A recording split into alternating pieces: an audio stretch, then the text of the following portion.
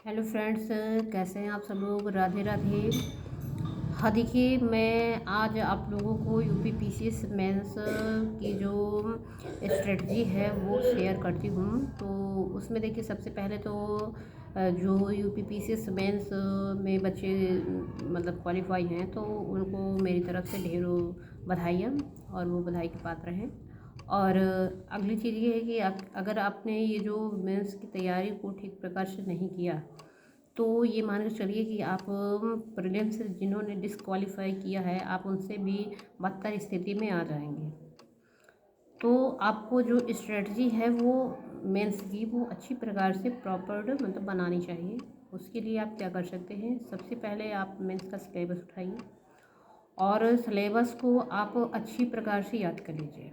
सबसे पहला काम, सिलेबस को, मेंस के सिलेबस को उठाना है, और आपके जो स्टडी टेबल है वहाँ पर सिलेबस यानी मेंस का होना चाहिए, और उसको आपको याद करना है।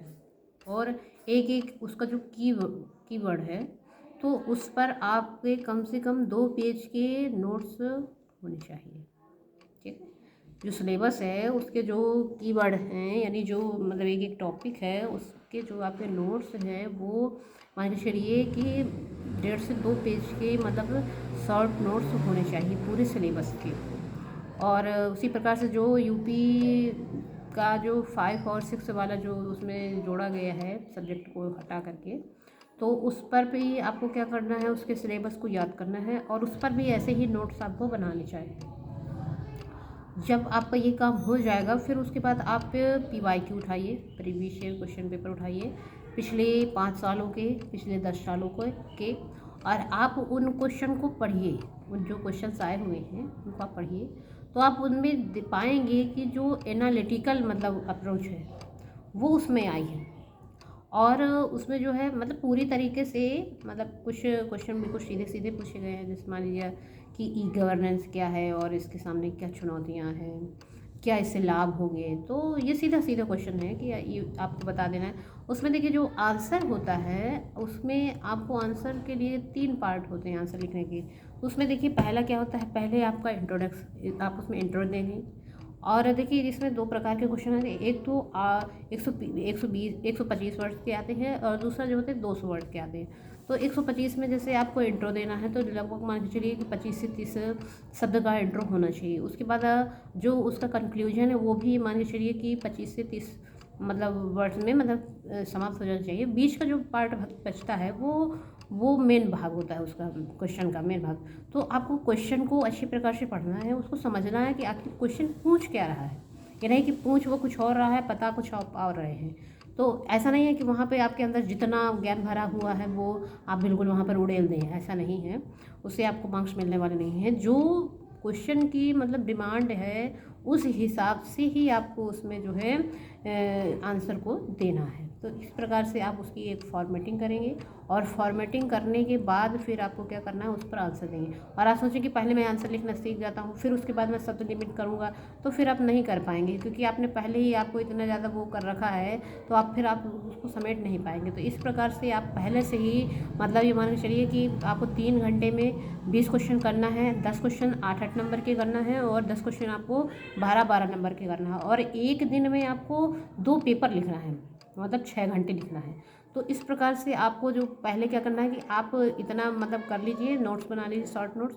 फिर उसके बाद जो है पीवाईक्यू उठाइए, पीवाईक्यू को, क्वेश्चन को समझिए, और फिर उनके बाद उनके आंसर को लिखना चालू कर दीजिए। आप एक दिन में कम से कम 3-4 क्वेश्चन लिखिए शुरुआत में, और फिर धीरे धीरे धीरे धीरे आप उसको बढ़ाते बढ़ाते आप वहाँ पर मतलब आ जाइए कि मैं एक दिन में जो है 40 क्वेश्चन जो है लिख लूँ। और वो एक दिन में नहीं आ जाएंगे कि आप सोचेंगे कि मैं एक दिन में ही सीधे 40 क्वेश्चन लिखूंगा, तो ऐसा नहीं हो पाएगा। ना आपका दिमाग काम करेगा, ना आपका हाथ काम करेगा, ना आपका शरीर काम करेगा।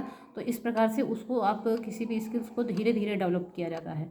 तो आप जब एक दिन में 2 क्वेश्चन करेंगे, फिर अगले दिन 3 करेंगे, फिर चौथे दिन 4 करेंगे, इस प्रकार से धीरे धीरे जो है आपकी जो स्किल है वो बढ़ती चली जाएगी, और क्षमता बढ़ती चली जाएगी, और फिर जो है आप अपने टारगेट तक वहाँ तक पहुँच जाएंगे, जहाँ जहाँ मतलब आपका टारगेट है कि एक दिन में मैं 2 क्वेश्चन को मतलब लिख लूँ।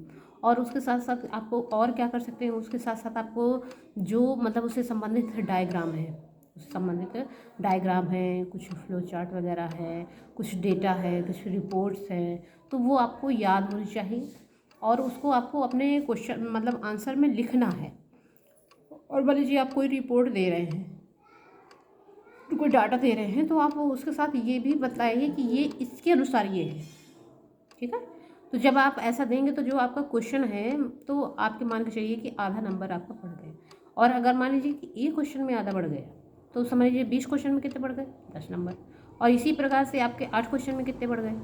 तो मान के चलिए कि आप इस प्रकार से आप मतलब आप अच्छी पोस्ट मतलब पा सकते हैं, स्टेम की पोस्ट को पा सकते हैं। इस प्रकार से ये बारीक बारीक चीज़ें हैं जो आपको मतलब ध्यान में रखनी चाहिए। तो इस प्रकार से आप पहले प्रॉपर अपने स्ट्रेटजी को बनाइए और मान के चलिए कि वो आपके अप्रैल में मतलब मेंस होने की संभावना है।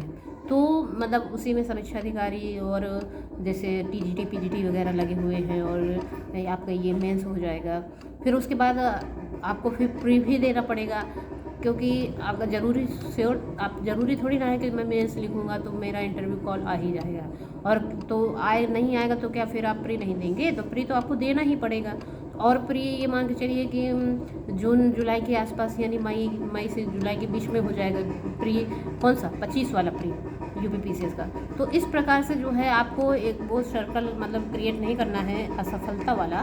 तो आपको पहले से ही सारी चीज़ें जो है एक मतलब प्रारूप मतलब प्लान होना चाहिए कि मुझे अगर आप समीक्षा अधिकारी भी मतलब उसमें कर रहे हैं तो समीक्षा अधिकारी को भी आपको देखना पड़ेगा कि समीक्षा अधिकारी मान लीजिए यूपीपीसीएस में जो संभावना है कि हो गया तो ठीक है।